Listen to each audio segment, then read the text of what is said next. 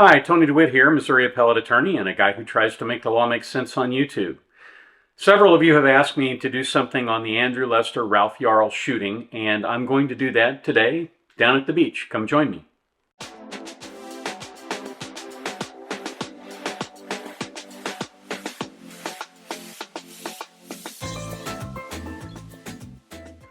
Okay, to begin with, I want to talk first of all about a little disclaimer I have to do.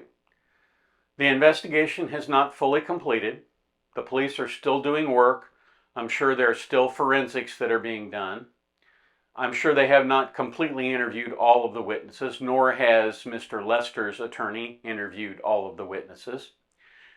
And so, as a result of that, it is not possible to say whether he is guilty or not. In fact, the only people who can say that he is guilty is a jury of citizens of Jackson County, Kansas City, Missouri. And so I don't want to assume that he is guilty. So in this video, I will be talking about this as if I was the prosecutor.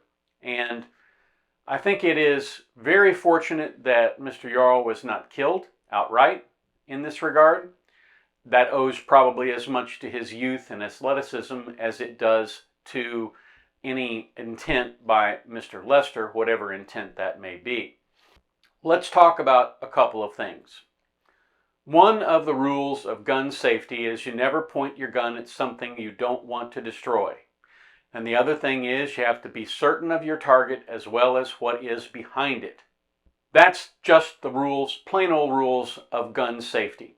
If you can't see it, if you can't identify it, you do not shoot at it. That's just the way life has always been for anybody who owns a firearm. Now, let's talk a little bit about defense of self and defense of property.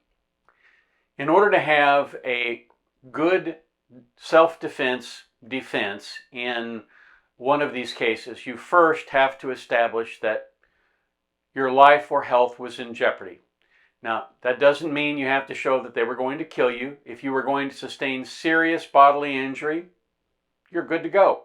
But here is the problem for Mr. Lester and his attorney. He was behind a door, ostensibly a locked door. A small frame youth like Mr. Yarl is not going to be able to break that door down and come in after him. The kid got the wrong house number. So there is no imminent threat of bodily harm, and he is not attempting to enter the house. Now, if he is attempting to enter the house, that's a different story.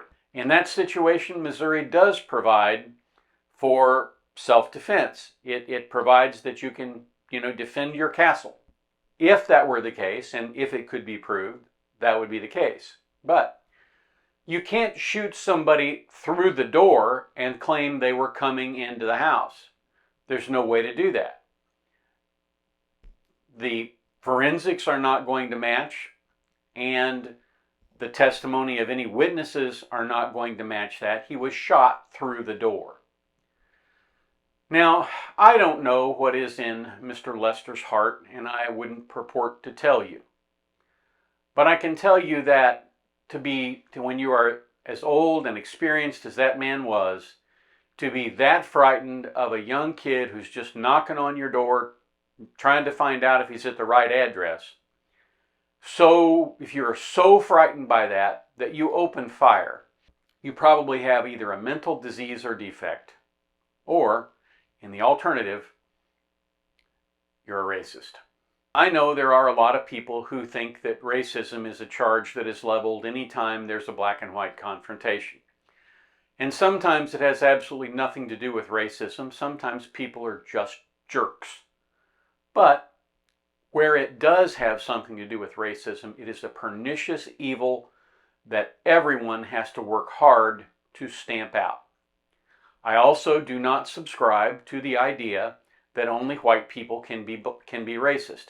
Everyone can be racist. There's no rational basis to prefer one race over another. There just isn't. And when we engage in that kind of thought process, we inherently diminish the human dignity of the people that we are regarding in that manner.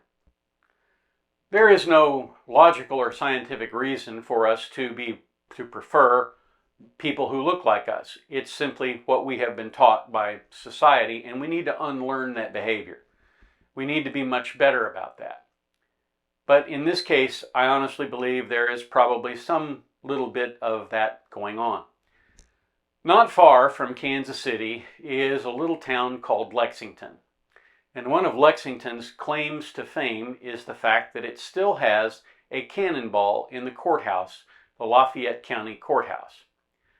The cannonball is there from the Battle of Lexington, which was fought during the Civil War, where, if you're interested in military history, the Confederates used hay bales as moving revetments and fired from behind them. The reason I bring that up is because there are still a lot of people in Lexington, Missouri, who, when it comes close to September 18th, commemoration of the Battle of Lexington, fly Confederate flags. I also believe there is just a hint of racism in some of the people doing that, as opposed to some reason or some belief that we need to be historically accurate. Because as a group, I think Americans are the least historically informed of any group of people that I know. As a student of history, it annoys me. If you're interested in history, by the way, there is a great channel on YouTube called The History Guy, and you should go check him out because he does great work. So getting back to Ralph Yarl and Andrew Lester. There is no emergency. There is no threat to human life. There's no threat to property. And he simply opened up and shot through the door. At the very least, that's attempted murder. It's certainly assault with a deadly weapon. It's armed criminal action. And I saw where he has pleaded not guilty to this crime. And he's out on bond. What happened is a serious offense. It should not be tolerated in a civil society that you would allow someone to shoot through the door when someone is just knocking on your door. The days when trespassers will be shot signs were prevalent are long gone. You cannot shoot trespassers, and that's essentially what Mr. Lester did. So I don't know how this is ultimately going to wind up. I don't know whether Mr. Lester will ultimately be convicted or what he might wind up being convicted of. What I can tell you is there is a human tragedy here with Mr. Yarl, a young man who has been terribly injured as a result of this. And there is also a human tragedy with regard to Mr. Lester, because Mr. Lester has revealed himself to be something of either a coward or a racist, one of the two.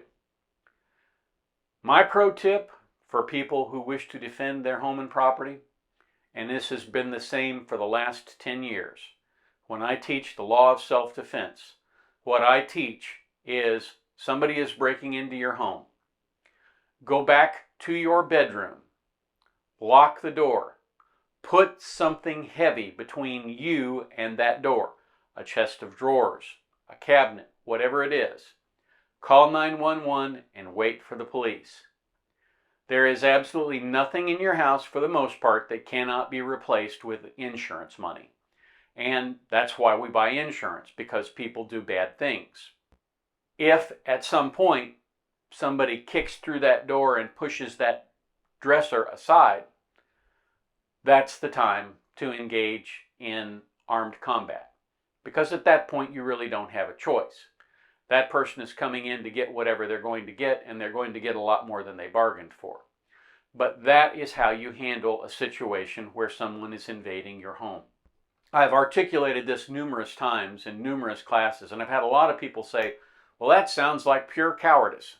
And it is not pure cowardice. What it is rational thought. Everybody thinks that they could shoot somebody else and walk away without a care in the world whistling Dixie. Maybe they can. Maybe they are able to do that because of their mindset. I don't know. I worked for 13 years to save human lives. I do not want to take a human life unless it is absolutely unavoidable, and even then, it's going to be a pretty awful scenario for me. So that's what I have for you today. Hopefully you found this interesting, informative, a little thought-provoking. I would hope that Mr. Lester gets a fair trial, and I am praying for Mr. Yarl that he will make a full recovery. But one thing I know from being in the hospital for 13 years is that gunshot wounds leave more than just a little mark. They leave more than a scar. Bullets tear up tissue and bone. And because of that, no one who is shot is ever the same. Ask anybody who has been over to Afghanistan or Iraq, they will tell you the same thing. Thank you so much for watching. Have a terrific day, and I'll catch you down here at the beach next time.